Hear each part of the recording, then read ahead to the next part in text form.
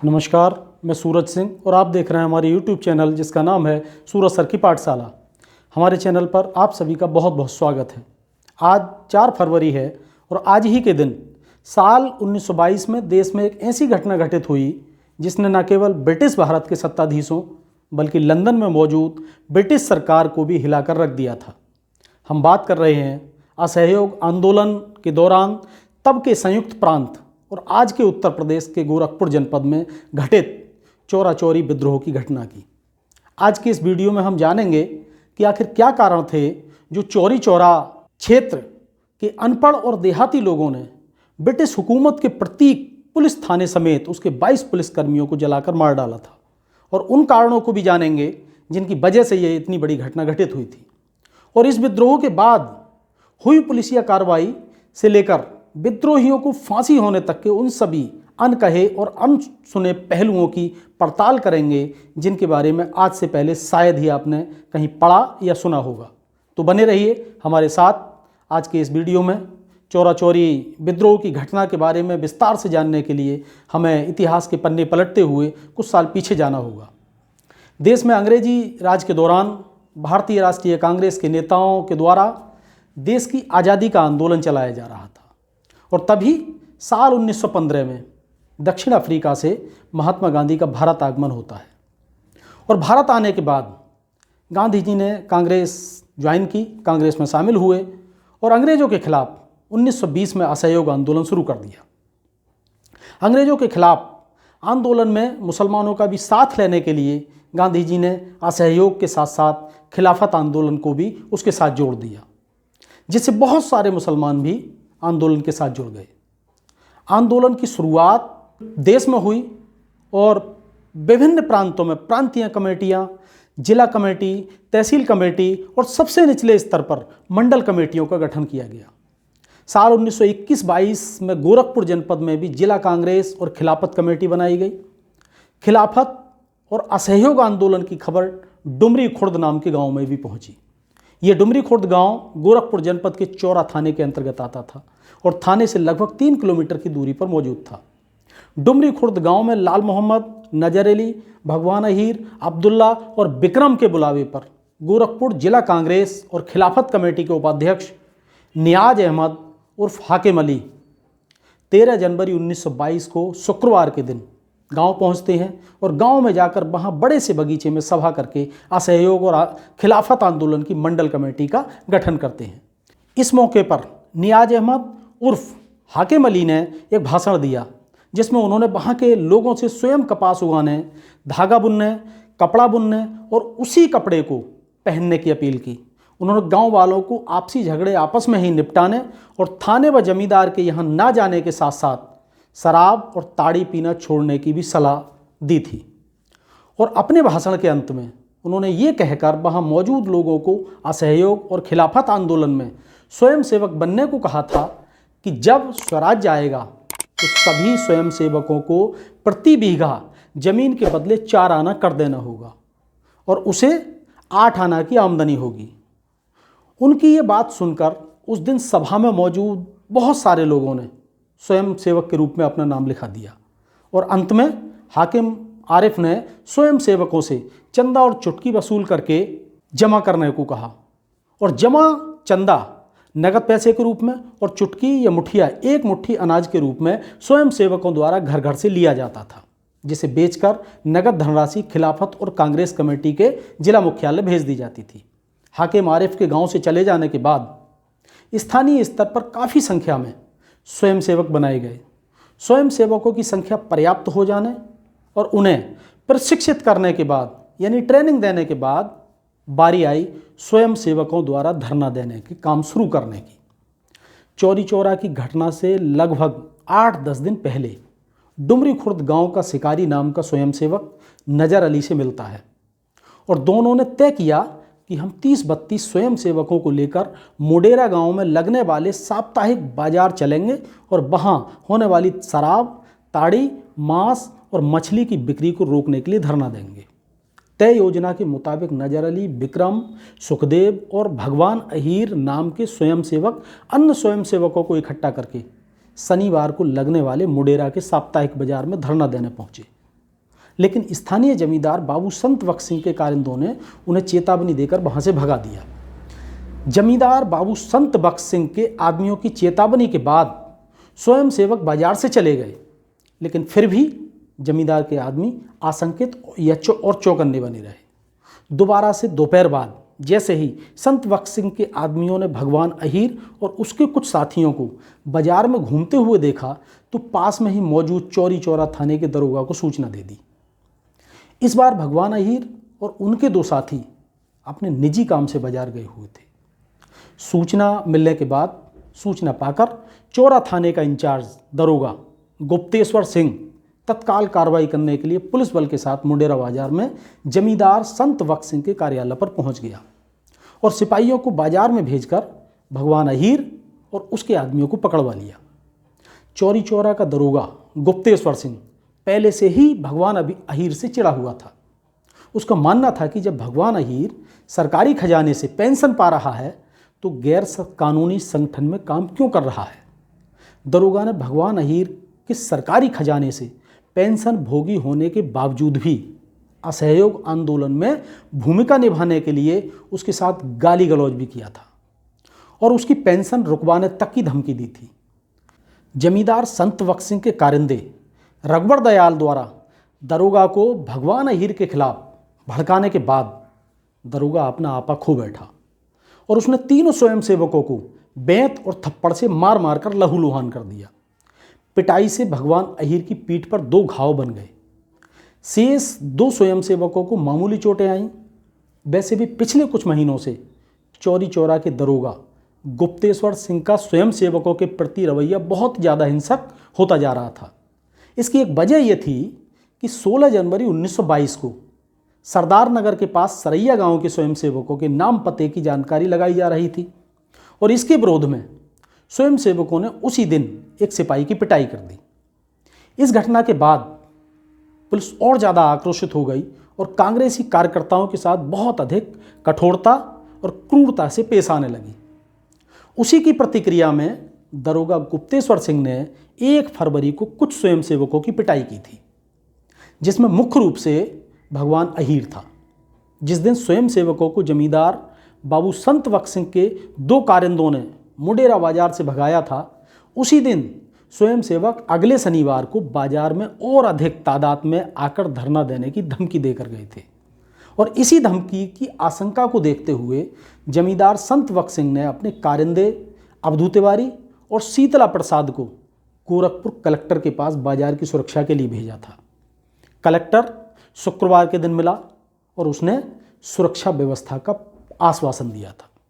इसी आश्वासन के आधार पर 4 फरवरी को जिला मुख्यालय से एक सब इंस्पेक्टर के साथ साथ 7 पुलिसकर्मियों की गारद चौरा चौरी थाना भेजा गई थी।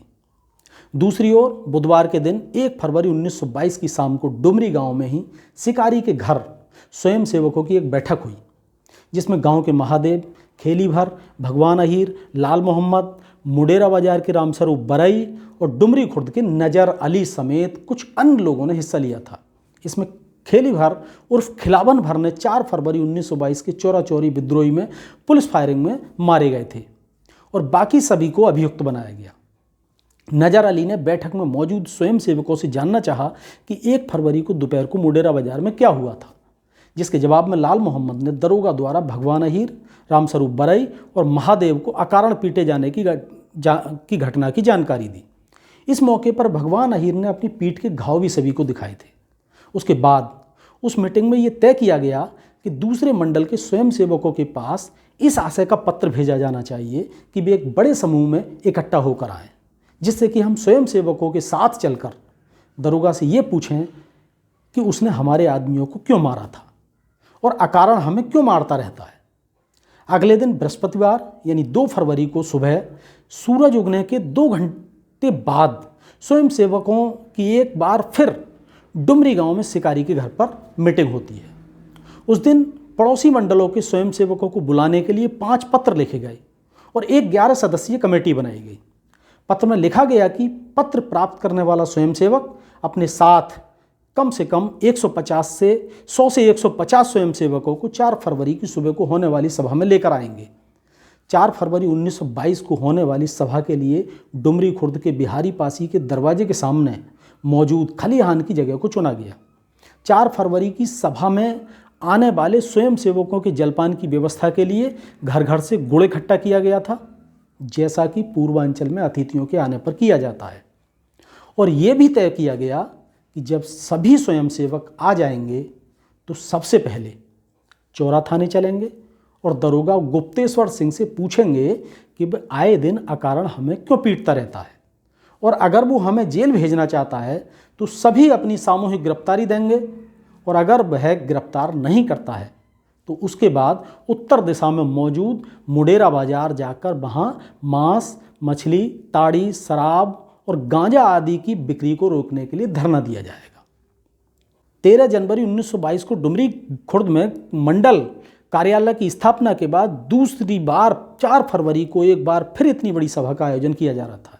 इस दूसरी सभा का मकसद ब्रिटिश सत्ता को सीधे सीधी चुनौती देना दिख रहा था। 4 फरवरी के दिन डुमरी खुर्द गांव की प्रातःकालीन सभा में जुटने वाली भीड़ को ध्यान में रखकर व्यापक तैयारियां की गई।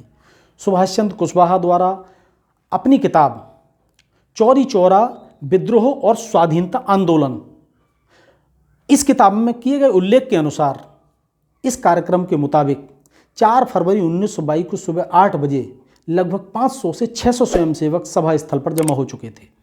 तभी जमींदार बाबू संत वक्त सिंह के कारिंदे जगत नारायण पांडे और शंकर दयाल राय और दरोगा के मुखबिर भवानी प्रसाद तिवारी ने सभा स्थल पर जाकर स्वयंसेवकों को सशस्त्र पुलिस बल का डर दिखाकर सभा भंग करने की कोशिश की, लेकिन स्वयंसेवक डटे रहे और इसी बीच दूर दराज के गांव से बुलाए गए स्वयंसेवकों का आना लगातार जारी रहा।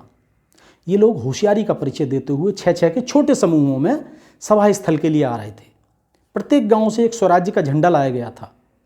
डुमरी खुर्द गांव का हरपाल नाम का चौकीदार सभा स्थल की निगरानी कर रहा था और बीच बीच में थाने जाकर दरोगा को पूरी घटना की जानकारी दे रहा था। सभा स्थल पर सभी लोग गोरखपुर से आने वाले स्वयंसेवकों का इंतजार कर रहे थे।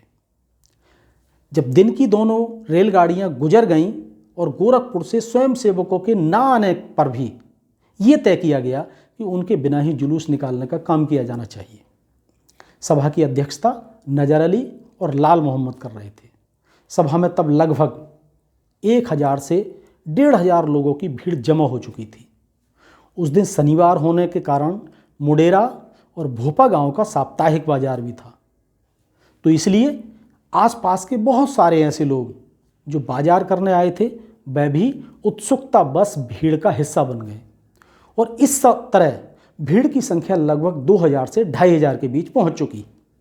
सभा को सबसे अंत में नजर अली ने संबोधित किया और अपने भाषण के आखिर में उसने सुनने वालों से पूछा कि क्या वे मरने के लिए तैयार हैं। लोगों ने हाँ में जवाब दिया। भाषण के बाद सभी स्वयंसेवक वहां से 2 पंक्तियों में थाने की ओर चल दिए। सभा में कुछ हरे और कुछ लाल झंडे लहरा रहे थे। जुलूस का नेतृत्व नजर अली और लाल मोहम्मद कर रहे थे। भगवान अहीर, जो कि प्रथम विश्व युद्ध के लेबर कार्प्स के रूप में मेसोपोटामिया में काम कर चुका था, वो खाकी वर्दी में था और जुलूस को पंक्तिबद्ध करने का काम कर रहा था। श्याम सुंदर, अब्दुल्ला उर्फ सुकई, इंद्रजीत कोयरी और शिकारी भी मुख्य नेतृत्वकर्ताओं में शामिल थे। जुलूस में शामिल भीड़ लगातार महात्मा गांधी की जय के नारे लगा रही थी और आगे बढ़ रही थी। जुलूस को थाने के सामने होते हुए मुडेरा बाजार जाना था। अपराह्न 2 बजे के लगभग जब स्वयंसेवकों का जुलूस थाने से कुछ ही दूर पर था, तब चौरी चौरा थाने का दरोगा गुप्तेश्वर सिंह चौकीदार को साथ लेकर थाने के सामने वाली सड़क पर घोड़े पर सवार होकर चहलकदमी कर रहा था। स्वयंसेवकों को विश्वास था कि इतनी भीड़ साथ होने के कारण दरोगा उनका कुछ भी नहीं बिगाड़ सकता। तभी स्थानीय जमींदार के मैनेजर सरदार हरचरण सिंह ने स्वयंसेवकों के नेताओं के पास आकर उन्हें समझाने की कोशिश की और सरदार हरचरण सिंह को स्थिति से निपटने के लिए दरोगा ने ही वहाँ बुलाया था। स्वयंसेवकों के नेताओं ने हरचरण सिंह को बताया कि किसी भी कीमत पर वे चौरा चौरी थाना जाएंगे और वहाँ से होते हुए मुडेरा बाजार जाकर वहाँ धरना देंगे। नेताओं ने यह भी कहा कि वे थाने पर कोई उपद्रव नहीं करेंगे। हरचरण सिंह ने जुलूस के नेताओं को इस बात के लिए मना लिया था कि वे अभी वहीं रुके रहें और वो दरोगा से बात करके आते हैं। सरदार हरचरण सिंह ने दरोगा के पास जाकर उसे सुझाव दिया कि इस दृढ़ निश्चयी भीड़ को रोकना आसान नहीं है। जुलूस बिना हिंसा के मुडेरा बाजार चला जाएगा, इसलिए सशस्त्र सिपाहियों को रास्ते से हटा लेना ही उचित रहेगा। जब भीड़ मुडेरा बाजार निकल जाएगी तब बाद में उनके नेताओं से बात की जा सकती है। हरचरण सिंह से बातचीत के बाद दरोगा ने रास्ते से सशस्त्र पुलिस बल को हटा लिया और थाना परिसर में चला गया। जुलूस थाने के सामने से शांतिपूर्वक गुजर रहा था। जुलूस का अगला भाग थाने से उत्तर दिशा की ओर स्थित रेलवे क्रॉसिंग के पास पहुंच चुका था। जुलूस के नेता भी जुलूस के पीछे ही थे। अधिकांश स्वयंसेवक थाना द्वार से आगे निकल चुके थे, लेकिन लगभग 300 स्वयंसेवक अभी भी थाने गेट के सामने रुके हुए थे। सरदार हरचरण सिंह और दरोगा गुप्तेश्वर सिंह ने अंदर से आकर उनसे वहां रुकने की वजह पूछी। इस पर स्वयंसेवकों में से श्याम सुंदर ने ऊंची आवाज़ में दरोगा से पूछा कि आपने मुडेरा बाजार में हमारे भाइयों को क्यों मारा था। दरोगा ने जवाब दिया कि भगवान अहीर भूतपूर्व सैनिक होने के नाते मेरा भी भाई है और उसी हक से मैंने उसे मारा था। दरोगा का ये उत्तर सुनकर ज़्यादातर स्वयंसेवक संतुष्ट होकर आगे बढ़ गए, लेकिन नजर अली और कुछ अन्य नेता वहीं खड़े रहे। उसके बाद दरोगा पीछे हटा, दोनों हाथ ऊपर उठाकर बोला कि वह जुलूस को गैर कानूनी घोषित कर रहा है। इस पर स्वयंसेवकों ने यह समझा कि दरोगा ने माफ़ी मांग ली और वे खुश होकर आगे बढ़ गए। इसके बाद स्वयंसेवकों में आपस में कुछ बातचीत हुई और तालियां बजने लगीं। दरोगा ने इसे अपना अपमान समझा और इसके बाद दरोगा के आदेश पर चौकीदारों ने स्वयंसेवकों पर लाठीचार्ज कर दिया। चौकीदारों के लाठीचार्ज से स्वयंसेवक रेल लाइन की ओर भागने लगे। तभी उनमें से किसी ने खतरे की सीटी बजा दी। खतरे की सीटी सुनकर जो आगे निकल चुके स्वयंसेवक थे वो भी पीछे की ओर लौट पड़े और उन्होंने थाने और सिपाहियों पर रेल लाइनों से उठाकर पत्थरों की बौछार करनी शुरू कर दी। ये देखकर पुलिस ने हवा में गोलियां चलाई और हवा में गोली चलने से कोई हताहत नहीं हुआ और हताहत ना होने पर इसका अर्थ ये लगाया और भीड़ ने शोर मचा दिया कि गांधी जी के प्रताप से गोली पानी हो रही है और पथराव करती हुई भीड़ लगातार थाने की ओर तेजी से भागने लगी और इससे बचने के लिए पुलिस ने उन पर सीधे गोली चलानी शुरू कर दी, जिससे स्वयंसेवक मरने लगे और घायल होने लगे। ये देखकर भीड़ और ज़्यादा हिंसक हो गई और हिंसक भीड़ को देखकर सिपाही जान बचाकर थाने में जा घुसे। तब तक कई स्वयंसेवक मारे जा चुके थे। उसके बाद स्वयंसेवकों ने चारों ओर से थाने को घेर लिया और कैरोसिन तेल और घास फूस डालकर थाने में आग लगा दी। आग लगने के बाद 3 सिपाही थाने से निकलकर बाहर की ओर भागे, जिन्हें भीड़ ने बांस के डंडों से पीट पीट कर मार डाला और जलती आग में फेंक दिया। थाना भवन जल रहा था। भीड़ 5 सिपाहियों को पीट पीट कर मार चुकी थी और उनकी लाशों को जलते हुए थाने में फेंक चुकी थी। सिपाहियों को भीड़ ढूंढ ढूंढ कर पीट रही थी, लेकिन दरोगा गुप्तेश्वर सिंह का कहीं कोई अता पता नहीं था। तभी कालीचरण नाम का एक स्वयंसेवक ने आकर बताया कि दरोगा विश्वनाथ कलवार के घर में छुपा हुआ है। भीड़ तुरंत उस ओर मुड़ गई। दरोगा हाथ में तलवार लेकर पीछे के दरवाजे से निकलकर उत्तर दिशा की ओर भागा। भीड़ चिल्लाते हुए उसके पीछे भागी। तभी नजर अली ने भागते हुए दरोगा को रेलवे क्रॉसिंग के पास जाकर पकड़ लिया। नजर अली के साथ ही सभी लोग दरोगा पर टूट पड़े। देखते ही देखते दरोगा की भी मौत हो चुकी थी। दरोगा के शव को भी 8-10 लोग खींचकर जलते थाने के पास लेकर आए और उसे भी जलती आग में फेंक दिया। इस तरह दरोगा गुप्तेश्वर सिंह, 15 कांस्टेबल, 6 चौकीदारों समेत कुल 23 लोगों की जलकर जान चली गई और स्वयंसेवकों द्वारा सिपाहियों और दरोगा को मारने, थाना जलाने का काम लगभग शाम के 4 बजे तक चलता रहा। थाना जलाने, दरोगा और सिपाहियों को मारने के बाद स्वयंसेवकों ने टेलीग्राफ के तार काट दिए।